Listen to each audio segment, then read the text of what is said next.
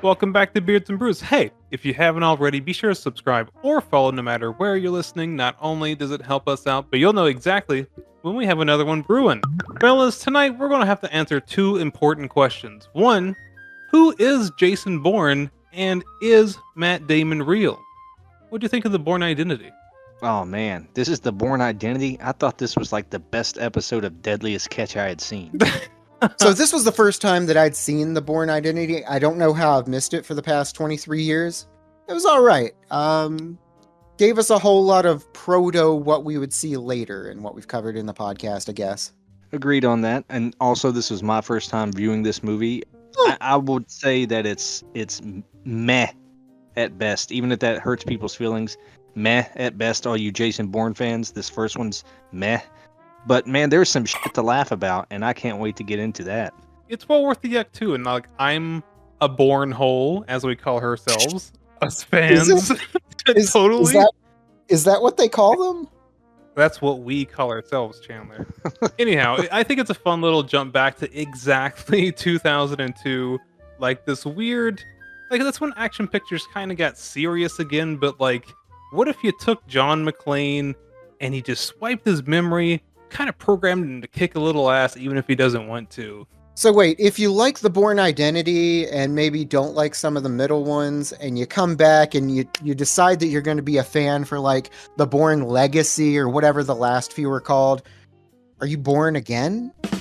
I would firmly put this movie as like an easy listening version of Mission Impossible. Oh, okay. Like, you know, like you got your action points and, you know, it kind of moved things forward in the genre with the shaky cam and just like taking a little extra risk and having your main actor do all his stunts. Was Matt Damon doing all the stunts on here? You saw him climb like a spider monkey on that embassy?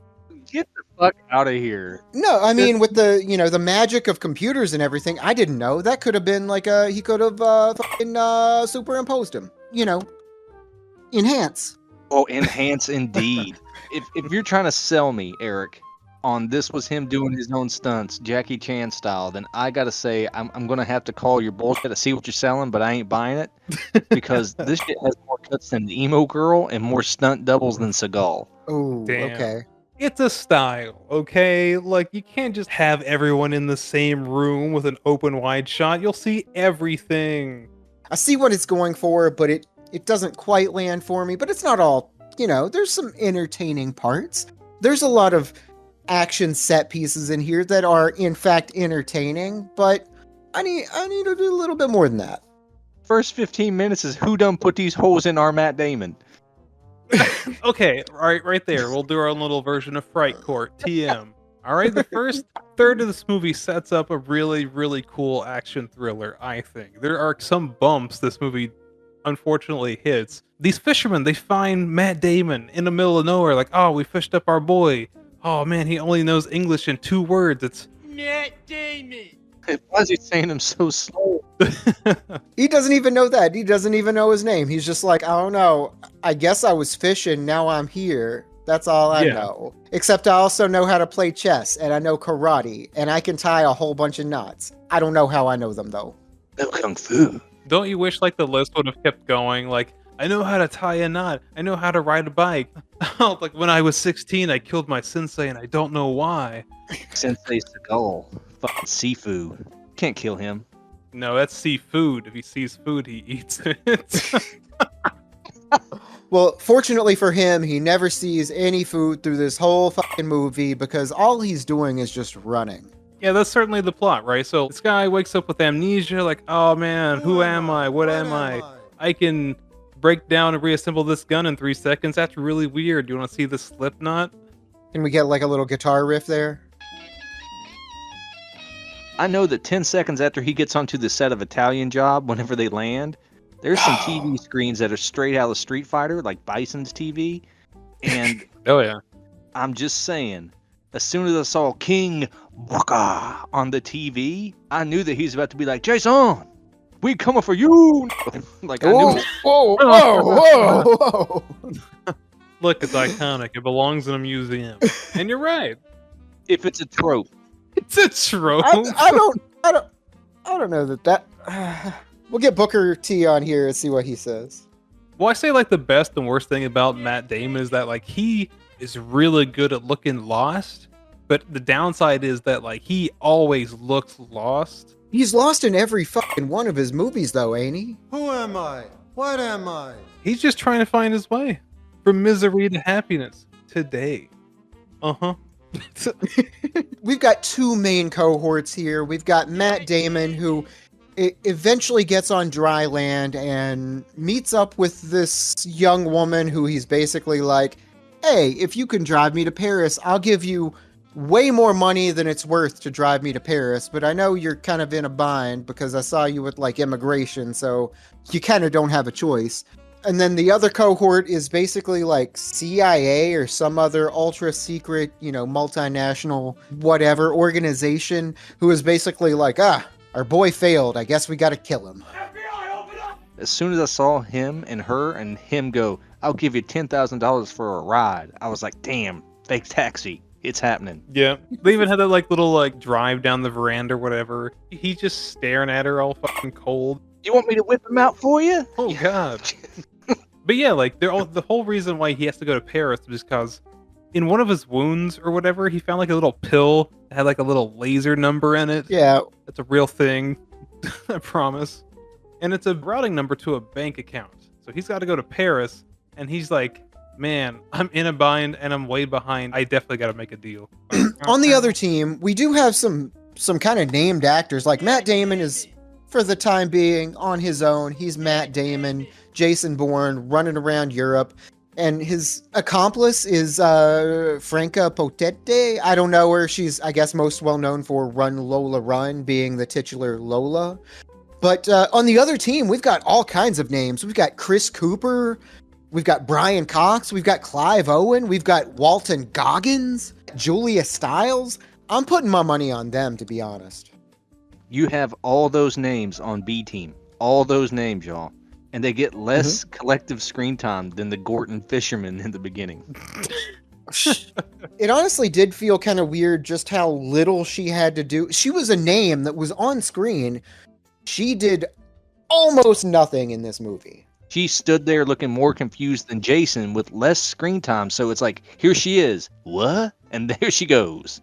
In the movie's defense, of course, she was the one that handed Clive Owen the file. I didn't do fucking shit! But yeah, it just feels weird that she would have so little to do despite, being a big name in this movie. And in 2002, she was a big name. Clive Owen, he plays an assassin in this movie. And like 2002 Clive Owen, he's kind of up there. He's got Sin City, I think, around this time, right? Correct. Sin City, I think, was the next year, wouldn't it have been? Sure. So to see him just kind of like literally flail around and then just die of constipation in a field, I understand it's frustrating. Dude, know? That fucking death scene for Clive Owen, who I know can act. I've seen him in many things. Yeah. For him to give like a subpar Pee Wee Herman Buffy the Vampire Slayer death is just atrocious. For him to go bleh and fucking roll over was ridiculous. My big issue with Clive Owen in this, and I don't know why they would choose that, like, he's well known for being a really good looking fellow, right? 6'4", finance, got the six pack or whatever. I don't know that. He's a good looking fellow. Why does he look like such a virgin in this? I mean, no offense to virgins, but this guy looks like he's just like allergic to pussy.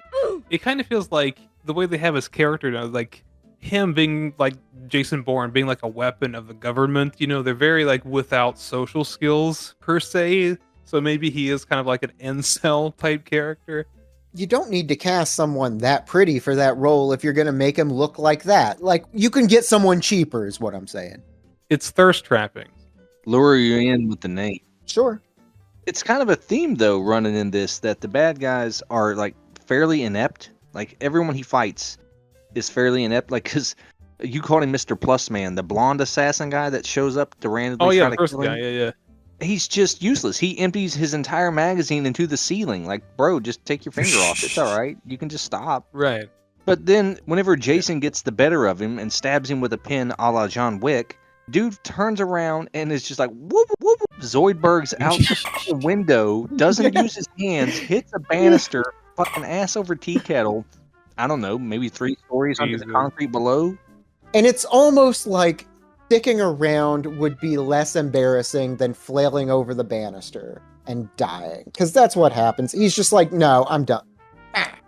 It's worse than that. There's like a third level because like he gets his ass kicked, and of course he offs himself because it makes a scene and draws the police and makes Mr. Bourne's day a little, extra shitty. But he doesn't even jump out of the window.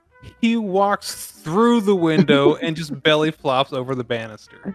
He exits his scene like fucking Shockmaster's debut. Oh man. We're shitting on you, but shout out Gabriel Mann, a performance so bad you somehow ended up in the Bourne Supremacy. How did that happen?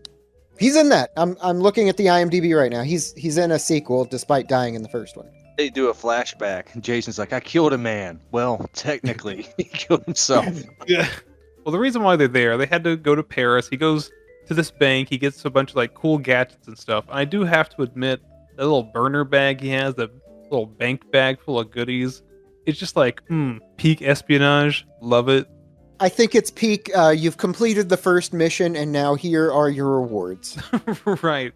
But the objective is to find the objective. Yeah, like here is what you're going to need for the next section of tasks.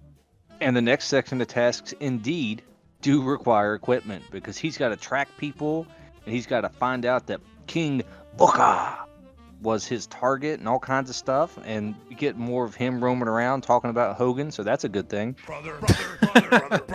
Yeah, there's like a little bit of a B plot with some kind of dictator from like whatever country. Evidently, the little circle of events is that Bourne was sent to kill this guy, but had an issue. I guess we'll talk about that later. And fumbled the whole thing and wound up with amnesia brought up by Deadliest Catch. Yeah. Yeah, you say that it's a B plot, but it's cared about so little in this movie. To me, it feels more like a C or a D. We're just like B and C are missing. Yeah, it's kind of like the way to keep Clive Owen in the mix. There has to be like that second wave of difficulty, like the first assassin plus man. He added nothing to the situation. So Clive Owen has to swing in and give his little roundabout. Yeah, true. Okay, so we got Plus Man, Clive Owen, King Booka, who gets eliminated. And then we have random assassins, number 1 through 6. I don't even really know how we segue into that. I know we're jumping way ahead. We can come back for plot because it's so thick and entertaining and full of intrigue. But he fucking rides a man down a stairwell shaft and gets a 360 no-scope, as you put it, Chandler, varial headshot on a man.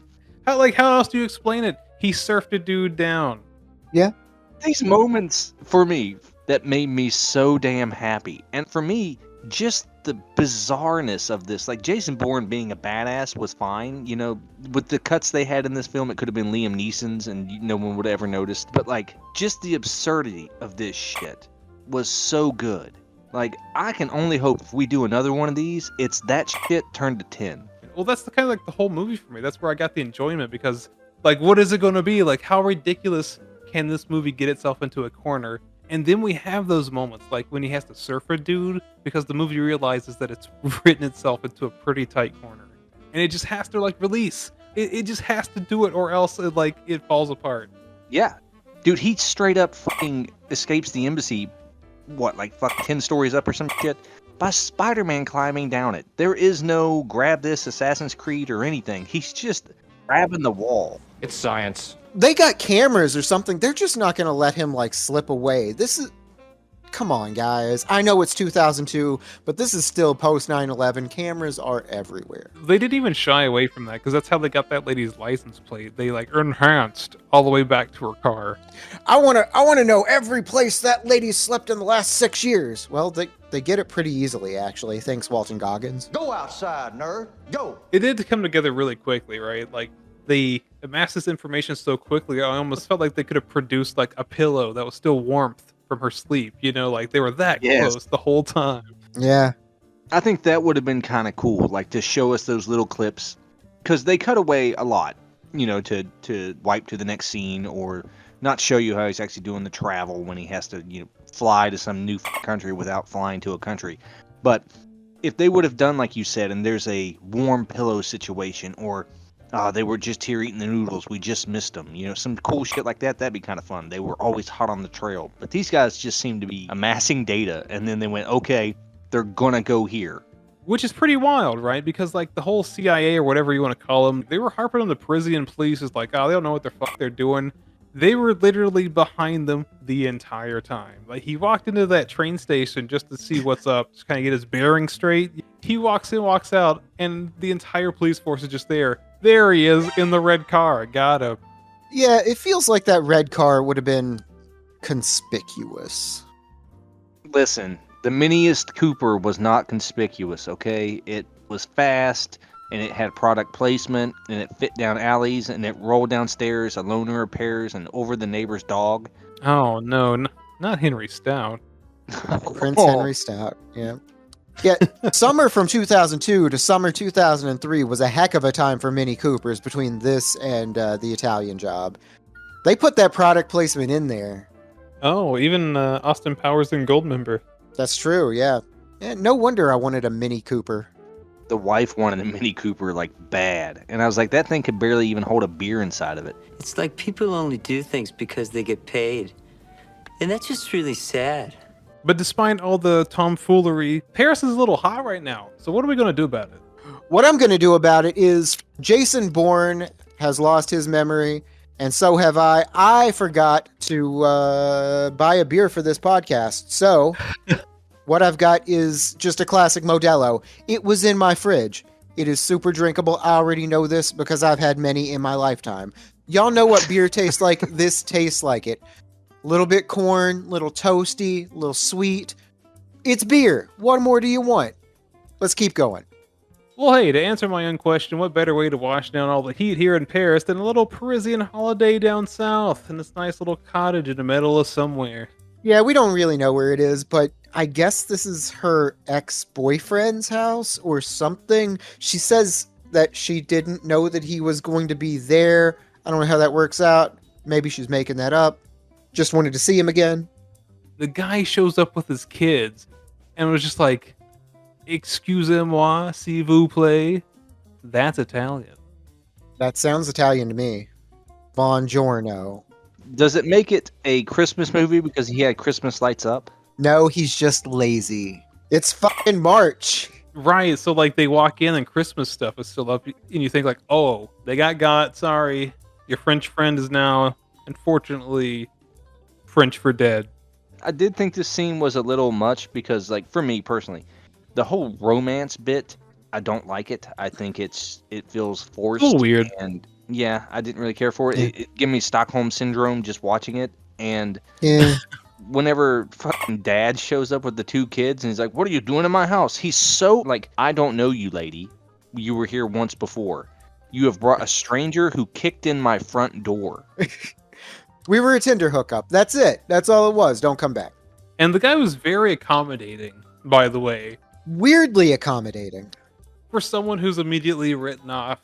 There was a chair in the corner. He's a cuck. Oh no. Poor not Alfred Molina. The power of the sun in the palm of my hand. You know, I'm just going to say, they really didn't even have chemistry anyway. Like, I don't care what happens at the end. Like, these two people are not happily ever after. No. In fact, through this whole movie, I was getting the same vibes you get when you watch Speed between Keanu Reeves and Sandra Bullock. They're just there for like the adrenaline boner. Oh yeah, dude. The adrenaline boner. Okay. I thought it was more like they're just here because they're both on the same track of like, we want to get out of this normal, and like it helps both of them to help toward that cause. Like, we just want to come out of this unscathed, okay? If you suck my dick along the way, that's cool too, but it's not necessary to the game plan, you know? Hey, if it'll get me a couple 100 miles across the country, I'll take a shot in the mouth. Whenever they had the kids there, I thought this was about to turn into like one of those like fun comedy movies, and it's going to switch from, Jason Bourne into the Bourne babysitter, and it just instead went into like sheer child endangerment. Don't tell mom that the babysitter's born. Hey. We've still got like a sniper going on out there, right? Is this where Clive Owen pokes his head up? I love how he's so professional that he can take out some kind of foreign dictator in Paris surgically, but can't take care of Matt Damon in broad daylight in absolute cover. Who then walks Yeah. right up on him. Like, he drops a fully automatic assault rifle to use a pistol while Jason Bourne has a scattering gun. Like, what the f is going on? Matt Damon walks up on a sniper with a shotgun. I said he was pretty. I didn't say he was effective. I did enjoy that after he gets, Clive Owen gets got.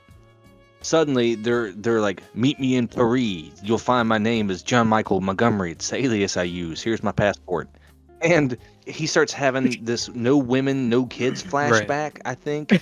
And I don't understand why that was like so important. That's the third thing that throws me totally off guard. Like, you have the plus man incident, you have the man sailing down the stairwell, and the fact that he flubbed this whole assassination mission and set this whole movie into motion because there was a kid in the room and he got cold feet. Okay, I'm gonna sound like a real dick. I'm not saying that's not important, but like, that's real fucking stupid to hinge the movie on. And instead, he takes two in the back and jumps in the water to kick to start this movie with the Gorton's Fishermans all over again. The kid will get over it. Listen, there are some great therapists out there. The kid will get over it. The end of this movie sucked a big old dick. All right? You got the fucking Brian Cox going, all right, we're gonna assassinate the guy who's gonna fucking kill Jason Bourne because why not? It's very unceremonious. Yeah. And then they say the line that I've always loved, shut it down, shut it all down. And everything goes dark. But Jason Bourne ends up traveling to Thailand where he's drowning his sorrows in copra whiskeys and fucking Thai boy girls while listening to the Moby. I'll give the ending a little bit of credit. It's corny as fuck, and it makes me giggle as well, because fuck it. The status quo has changed for the better. Fine. But then, like, just that little add-on where he just goes to find that lady that he randomly found, Yeah. like, I'm definitely the biggest defender of this movie, but like, the entire thing makes zero sense, and it doesn't even feel good or resolve. Like, there was no connection during this entire movie. They just screwed because murder boner. Like, yeah. They separate, they want to, resolve everything that's going on. She goes off on her own and I guess ends up having a bicycle shop in Greece? I don't know what this is. The most random shit. And he's just like, hey, I'm here now. It sounds like an old 50s slur. Like, why don't you go open a bicycle shop in Greece, you putz, Hope you fucking crash a moped. Yeah. By the way, I'm not even going to talk about how never mind. I'm not going to talk about it. Doesn't need to be talked about. No. The unspoken word. You want to talk about it. They call her a gypsy, and I'm not sure where on the offensive scale that was in 2002. Maybe he was just trying to villainize her. Just toss her under the bus. Like, she's just some fucking gypsy. Sure. But yeah, where are we going after this? There's 4 more of these movies. He's settled down. He knows who he is, right? Why do we need more? He's fucking Jason Bourne. Right. Oh, Not okay. only does he need to find himself, but money. A shitload of money. What he needs to do, he needs to settle down, maybe grow a beard, get a dog, retire from the life, and just chill out. No one's going to hurt that dog. Well, he can't settle down, especially starting his life as an astronaut. He got his ass to Mars. Katy Perry didn't even do that. Well, Katy Perry wouldn't eat her own shit, so that's why. Oh, damn. She might. She might. I wouldn't put that past her. If we could convince Katy Perry that eating her own shit was what it took to get people to like her again, I think she might. Yeah, I think you're spot on. Good lord. So if I'm supposed to care about Jason Bourne's character in this movie, they needed to take more time to humanize him, which I'm sure they may do in the later movies, especially with like the child plot thing. He was a born, wink, killer and all that stuff. So the mid-movie finale, basic story told very convolutedly, it's meh. I like Professional way better. I've said it and I'll say it again. There's more cuts than an emo girl in here. And talking about it was way more enjoyable than watching it. I would watch the sequels to see if they improve, because I see where they're kind of leaning. And again, like with those typical proto movies, they do get better. So I would look into it. Me being the defender, I suppose, of this movie, I enjoy this movie for what it is. It is like the perfect time capsule of just post 9/11, I guess, American propaganda thrillers, to be honest. It's pretty good. It's fun in the right ways. Jason Bourne's a little bit of a blank slate, but what he's doing gives you enough intrigue to tag along, but it's punctuated wildly by these off-the-wall moments, 3 in particular that just totally go insane. Basically a kind of a plain Jane action movie just drenched in 2002.